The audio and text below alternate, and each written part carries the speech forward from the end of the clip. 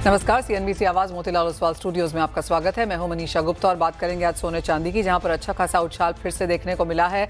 चांदी फ्राइडे को 10% तेज हुई थी और आज फिर 4 से 5% की बढ़त के साथ कारोबार। कैसे करें इसके ऊपर कारोबार बताएंगे आपको। साथ ही बात करेंगे भारत यूएस डील का जिक्र की, जहां पर सोयाबीन को एज ऑफ नाउ कोई फिक्र नहीं है।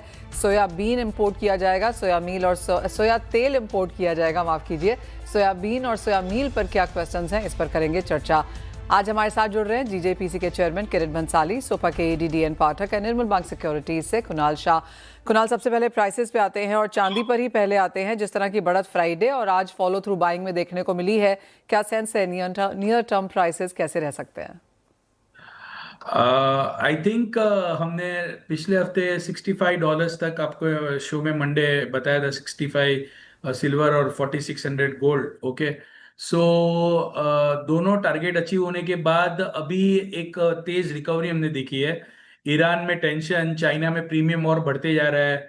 चाइना में बड़े सिल्वर ट्रेडर का शॉर्ट स्क्वीज चल रहा है। सो ये सब जस्ट नैरेटिव चल रहा है। एक साइड पे चाइना जब जब कमोडिटी नीचे आती है तब एक ही बायर एट लास्ट रिसोर्ट जो रहा है वो है चाइना। तो चाइना का बाइंग क्लियरली सपोर्ट करता हुआ नजर आ रहा है। मैं अभी भी यही मानता हूँ कि ये अपसाइड लिमिटेड है। $90 के ऊपर सिल्वर में अपसाइड नहीं होनी चाहिए। और जहां तक गोल्ड है, 250 पे अभी फिलहाल मैक्सिमम अपसाइड उतनी लग रही है। उससे ज्यादा अपसाइड इमीडिएटली आती हुई मुझे कम दिख रही है। बट गोल्ड, ये अगर जियोपॉलिटिकल कोई इवेंट होता है ईरान और यूएस इजराइल का, तो I think gold can benefit significantly. Gold silver से एनी टाइम बेटर है। सो मैं गोल्ड को ज्यादा प्रेफरेंस दूंगा। Gold is poised to test 2,67, 2,60, sorry 1,00,000 के आसपास। 2,00,000 सिल्वर का लेवल बता रहा हूँ। गोल्ड आपको मैं एक्सपेक्ट कर रहा हूँ कि कंजर्वेटिवली यहाँ से 1,65,000 तक के लेवल अप्रैल कॉन्ट्रैक्ट में आपको आते हुए देखने मिल सकते हैं। और सिल्वर 2,68,000 मार्च कॉन्ट्रैक्ट का दिखा सकता है।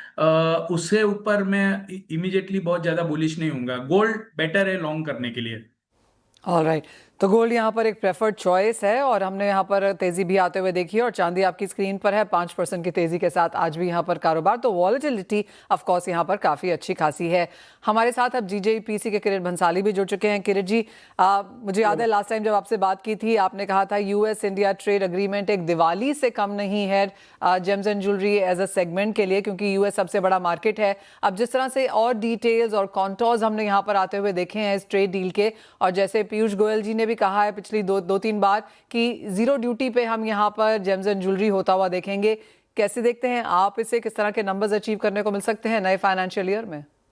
इसको सेलिब्रेशन करने के लिए मनीषा मैं आपको बताऊं, हमारे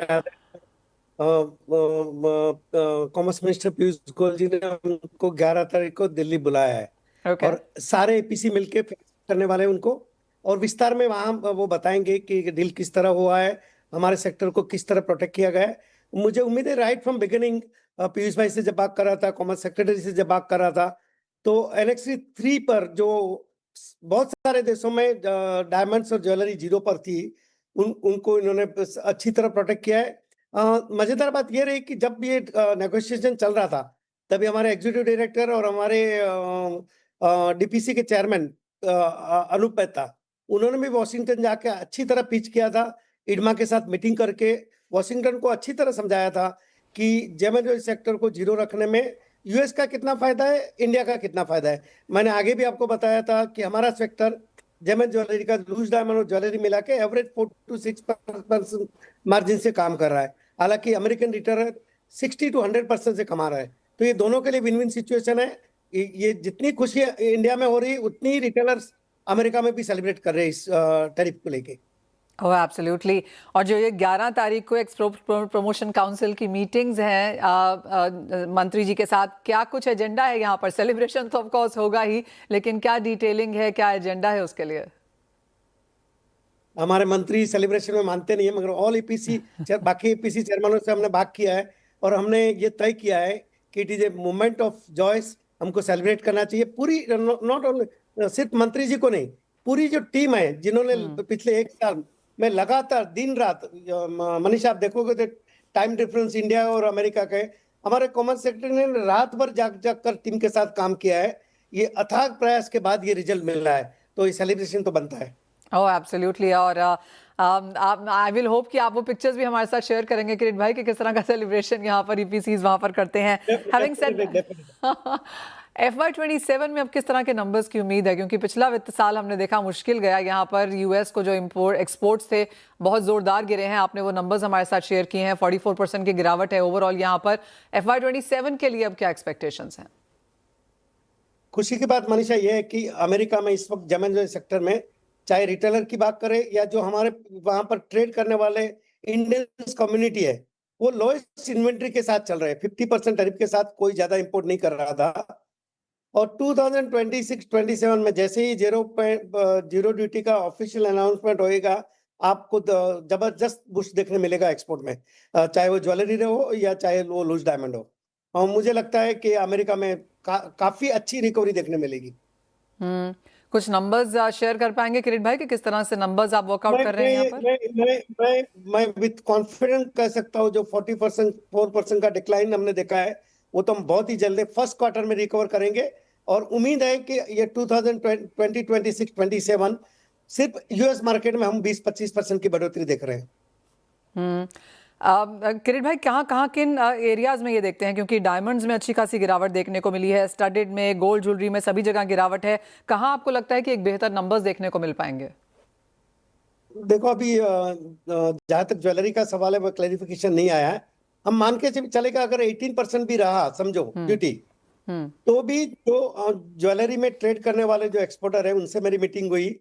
अमेरिका में रिटेलर्स के साथ हमारी लगातार मीटिंग होती रही है, और वो दोनों तरफ से जो फीडबैक मुझे मिल रहा है कि 18% के साथ 6-7% की हिट हम लोग लेंगे, 6-7% की हिट रिटेलर्स लेंगे, थोड़ी हम माइनर्स को अपील करेंगे। तो जो ज्वेलरी में हमारी जो लीडरशिप थी वो बरकरार रखने के लिए तीनों जो बड़े प्लेयर है उनका योगदान रहेगा, और ज्वेलरी एक्सपोर्ट में भी मैं काफी वृद्धि देख रहा हूँ। ऑल राइट, तो काफी बुलिशनेस यहाँ पर मार्केट्स में आती हुई। बहुत शुक्रिया किरीट भाई साथ जोड़ने के लिए और वो डील के कॉन्टोर्स हमें समझाने के लिए। ऑफ कोर्स डिटेल का भी यहाँ पर इंतजार है, लेकिन जो कुछ नंबर्स यहाँ पर सामने निकल के आए हैं, एब्सोल्युटली चीयर का माहौल है यहाँ पर जेम एंड ज्वेलरी सेक्शन में। और जैसे किरीट भाई हमें कह रहे हैं कि 11 फरवरी को पार्टी है दिल्ली में, और उसके ऊपर ऑफकोर्स हमारी भी नजर रहेगी। वेल, बात अब करते हैं सोयाबीन की, जहां पर हमारे साथ सोपा के ED-DN पाठक जुड़ रहे हैं। लेकिन सबसे पहले आपको सुनवाते हैं कि केंद्रीय मंत्री पीयूष गोयल ने CNBC आवाज की एक्सक्लूसिव बातचीत में भारत अमेरिका ट्रेड डील और एग्री कमोडिटीज पर क्या कहा। एक है एग्री प्रोडक्ट को लेकर के, क्योंकि जिस तरीके से जॉइंट स्टेटमेंट था उसमें जो पहले पैरा में जो लिखा गया उससे लोगों को भीतर बहुत सारे कन्फ्यूजन वहाँ पे क्रिएट हुए, क्योंकि ऐसा लगा कि एग्रीकल्चर प्रोडक्ट बहुत सारे यहाँ पर आ रहे हैं। आपकी जानकारी के लिए ये जो DDGS है बहुत हाई प्रोटीन का एक एनिमल फीड है, पोल्ट्री में लगता है, और इसका एक निर्धारित कोटा दिया गया है। कोटा दिया गया। हाँ, भारत का तो डिमांड इतनी बड़ी है कि उससे कोई भारत के लोकल डिमांड में या लोकल किसानों को किसी प्रकार का नुकसान नहीं। ये 0% ड्यूटी पे आएगा? उसकी अलग अलग निर्णय हुए हैं, मुझे एग्जैक्ट ड्यूटी ऑफ द कफ याद नहीं है, लेकिन इसका जो डिमांड है वो इतना बड़ा है कि मुझे नहीं लगता कि इससे कोई भारत के किसानों को चिंता की जरूरत है या इसमें इसके कारण कोई लोकल डिमांड कम होगी। इसमें हालांकि मैं इसमें ये जरूर कहना चाहूंगा कि हमें ध्यान में रखना चाहिए कि जो भी चीज ऐसे आयात होती है उसमें एक एक चीज पे हमने बड़ी गहराई से, गंभीरता से ध्यान रख के ही खोला है। उदाहरण के लिए कई सारी ऐसी चीजें जो पर्याप्त मात्रा में भारत में है और जो मेन प्रोड्यूस है हमारे किसानों का, मीट हो, पोल्ट्री हो, सब डेयरी के प्रोडक्ट्स हो, GM फूड्स हो, सोया हो, मक्का हो, चावल हो, गेहूं हो, चीनी हो, जवार, बाजरा, रागी, कोडो, अमारंथ, केले, strawberry, cherry, citrus fruits, green pea, काबुली चना, मूंग, कुछ ऑयल सीड्स, कुछ एनिमल फीड, ग्राउंड नट्स, शहद, मॉल्ट और उसके extract, non alcoholic beverages, flour और meals, starch, essential oils, ethanol जो गाड़ियों में लगता है, टोबैको, इन चीजों पे कुछ खोला नहीं गया है, कोई कंसेशन नहीं गया। ऑल राइट, तो कुछ कंसर्न्स थी, लेकिन एथेनॉल इंपोर्ट नहीं किया जाएगा, पल्सेस और लेंटिल्स भी नहीं किए जाएंगे, सोयाबीन भी नहीं। लेकिन मिस्टर पाठक, यहाँ पर डीडीजीएस का लिमिटेड इंपोर्ट करने की बात की गई है और साथ ही साथ सोया तेल की भी। हमें मालूम है कि आपने कुछ लेटर्स भी यहाँ पर लिखे हैं, आपका रिप्रेजेंटेशन लगातार यहाँ पर सरकार के साथ रहा भी है। अब जो थोड़ा बहुत खुलासा निकल के आ रहा है मिस्टर पाठक, उसे आप कैसे रीड करते हैं? I think I will be cautious. एक तो पूरे डील के कॉन्टूर्स अभी मालूम नहीं है। सोया ऑयल इंपोर्ट होगा, देखिए अमेरिका के पास सोया ऑयल बहुत सारा है नहीं, अगर थोड़ा लिमिटेड क्वांटिटी में आएगा, अभी ये नहीं मालूम है कि कितनी ड्यूटी पे आएगा, तो उससे कोई बहुत फर्क नहीं पड़ेगा क्योंकि इंडिया एडिबल ऑयल का नेट इंपोर्टर है, तो उससे हिंदुस्तान के किसानों को या हमको कोई ज्यादा फर्क नहीं पड़ेगा। सिर्फ ये देखना पड़ेगा रूल्स ऑफ ओरिजिन जो हैं उनको बड़ा स्ट्रिक्टली फॉलो किया जाए ताकि अमेरिका का सोया ऑयल ही इंडिया में आए। ऐसा नहीं हो कहीं साउथ अफ्रीका से रूट होकर इंडिया में आ जाए तो फिर मुश्किल रहेगी। डीडीजीएस का इस्तेमाल पोल्ट्री में, ब्रॉयलर में और उसमें लेयर्स में कम हो 4 से 5% होता है, क्योंकि इंडिया में काफी अपना खुद का बन रहा है। अगर लिमिटेड मात्रा में डीडीजीएस आएगा, जो कि मोस्टली एनिमल फीड है, नॉट पोल्ट्री फीड, तो इंडस्ट्री को बहुत ज्यादा उससे फर्क नहीं पड़ने वाला है। लेकिन मेरे को अभी भी ये देखना पड़ेगा कि डील में असल में है क्या, ड्यूटी कितनी रहेगी, कोटा कितना रहेगा, ये सब डिटेल आने के बाद मैं कुछ कह पाऊंगा। लेकिन जहां तक सोयाबीन का सवाल है, हम मंत्री जी के बड़े आभारी हैं सरकार के कि हमारी जो कोशिशें थी कि आप सोयाबीन और जीएम जो फीड है वो हिंदुस्तान में अलाउ नहीं किया जाए, जिसको सरकार ने माना है। और सोयाबीन किसानों की ये बड़ी राहत है, क्योंकि एक सर पे तलवार लटक रही थी जो कि अब सर से उठ गई है। उसके लिए हम डेफिनेटली बहुत खुश हैं और मंत्री जी के और सरकार के भी आभारी हैं। ये तो डील की बात हुई मिस्टर पाठक, लेकिन इस बार सोयाबीन की फसल भारत में कम बताई जा रही है अंतर्राष्ट्रीय बाजार में, क्योंकि यूएस और चाइना में भी कुछ तरह की डील है, चाइना खरीद रहा है, तो वो अंतर्राष्ट्रीय प्राइसेस में भी बढ़त देखने को मिली है। तो ओवरऑल सोयाबीन इकोनॉमिक्स कैसे देखते हैं आप? देखिए, सोयाबीन की कीमतें अभी तो एमएसपी से थोड़ी ज्यादा हो गई हैं, क्योंकि मैंने बताया डिमांड सप्लाई इस साल थोड़ी टाइट थी, इसलिए इंपोर्ट भी थोड़ा बढ़ गया है। पिछले साल जो जीरो इंपोर्ट हुआ था सोयाबीन का अफ्रीकन कंट्रीज से, जो कि नॉन जीएम होता है कम्प्लीटली और जीरो ड्यूटी पे आता है, उसको मैं और बढ़ता हुआ देख रहा हूँ, 6-7-8 लाख टन तक हो सकता है। तो कोई बहुत बड़ा कंसर्न नहीं है, किसानों को अच्छी कीमत मिल रही है, इससे हम बड़े खुश हैं और किसान भी खुश है। इससे एक बड़ा फायदा ये होगा अभी कि इस साल जब सोइंग का टाइम आएगा, जो कि अगले 4 महीने में है, तो मैं देखता हूँ कि जो एरिया मक्का को चला गया था वो वापस सोयाबीन में जरूर आएगा, क्योंकि मक्के में किसान को दाम नहीं मिल पाया इस साल और सोयाबीन में उनको अच्छा दाम मिल गया है। एक तो सरकार ने खरीदी की पहले भावांतर में, उसके बाद सरकार अभी महाराष्ट्र में खरीद रही है और अब मंडी प्राइस खुद ही ऊपर बढ़ गए हैं। तो सोयाबीन की जो एरिया है वो इस साल बढ़ेगा और अगर मानसून अच्छा रहा तो फसल भी अच्छी रहेगी, तो पिछले साल के मुकाबले उपज काफी अच्छी रहेगी। मिस्टर पाठक, बहुत शुक्रिया साथ जोड़ने के लिए। तो कुछ पॉजिटिव्स यहाँ पर निकल के आते हुए एज ऑफ नाउ जो भी हमें यूएस इंडिया एग्रीमेंट डील के बारे में मालूम है, वहां से कुछ पॉजिटिव्स ही हैं, चिंता की बात नहीं है। लेकिन जैसे मिस्टर पाठक ने कहा कि डिटेल्स, कोटा, क्वांटिटी, वो सब क्या है, वो सब अभी देखना बाकी है। लेकिन on the top of it, surface of it, as of now deal positive नजर आती है।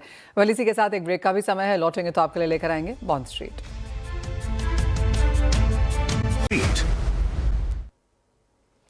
नमस्कार, बॉन्ड स्ट्रीट में आपका स्वागत है। और आपको बता दें कि सरकारी बॉन्ड्स में हमने हल्की सी गिरावट के साथ आज यहां पर कारोबार होता हुआ देखा, जो एक्सपेक्टेड लाइंस पे था, क्योंकि शुक्रवार को आरबीआई ने ऑक्शन की यहां पर आफ्टर मार्केट आवर्स बात भी की थी। 14 राज्यों ने करीबन 486 बिलियन रुपीस यहां पर रेज करने की बात की है, जो कि एक्सपेक्टेड 427 से कहीं ज्यादा है। मार्च के बाद ये सबसे बड़ा स्टेट बॉन्ड ऑक्शन है और इसी का एक रिएक्शन हमने मार्केट्स में आता हुआ देखा भी है। साथ ही साथ आपको बता दें कि Friday after market hours RBI ने यहां पर क्रेडिट डेरिवेटिव्स पर एक ड्राफ्ट नियम भी जारी किया है। आरबीआई ने 27 फरवरी तक यहां पर पब्लिक फीडबैक भी मांगा है। जो मेजर प्रपोज नॉर्म्स यहां पर आरबीआई ने सजेस्ट किए हैं वो ये है कि क्रेडिट इंडेक्स पर डेरिवेटिव्स पर यहां पर सुझाव मांगे हैं, कॉर्पोरेट बॉन्ड्स पर टोटल रिटर्न स्वैप पर यहां पर भी सुझाव मांगे गए हैं। मेजरली जो नॉन रिटेल प्लेयर्स हैं वहां पर क्रेडिट डेरिवेटिव ऑफर वो कर सकेंगे और इसके लिए 1000 करोड़ से ज्यादा का टर्नओवर यहां पर जरूरी है। सेटलमेंट नियम और मार्केट प्रैक्टिसेस तय करेगा FIMMDA, जो कि स्टैंडर्ड मास्टर एग्रीमेंट इस्तेमाल करने की मंजूरी भी यहां पर देगा। एक्सचेंजेस पर भी यहां पर सिंगल नेम क्रेडिट डेरिवेटिव्स की सुविधा उपलब्ध कराई जाएगी। साथ ही क्रेडिट इंडेक्स पर फ्यूचर्स कॉन्ट्रैक्ट्स की इजाजत भी यहां पर दी जा सकती है। एफपीआई यानी कि फॉरेन पोर्टफोलियो इन्वेस्टर्स की अगर बात की जाए तो ये भी फ्यूचर्स में हिस्सा लेने की अनुमति इन्हें मिलेगी। अब बैंक भी यहां पर बन सकते हैं मार्केट मेकर्स, ऐसा यहां पर प्रपोज किया गया है, जो कि ड्राफ्ट पॉलिसी यहां पर आरबीआई ने दी है। मार्केट मेकर्स को यहां पर टोटल रिटर्न स्वैप ऑफर करने की भी छूट है। तो काफ़ी डिटेल्ड यहाँ पर आरबीआई की तरफ से है। इंटरेस्टिंगली ये सारी की सारी बातें यहाँ पर बजट में हुई थी, नीति आयोग ने भी इसके बारे में बात की है, आरबीआई ने भी इसके बारे में बात की है और फाइनली काफ़ी फटाफट यहाँ पर काम होता हुआ नजर आया है और एक ड्राफ्ट पॉलिसी तैयार है। 27 फरवरी तक को यहाँ पर इसको फीडबैक दिया जा सकता है और माना जा रहा है कि इससे पहले की जो करंट क्वार्टर है या फाइनेंशियल ईयर खत्म होगा उससे पहले शायद हम एक डिटेल यहाँ पर आता हुआ इसे देखेंगे भी। CNBC Awaaz and India Bonds presents Bond Street.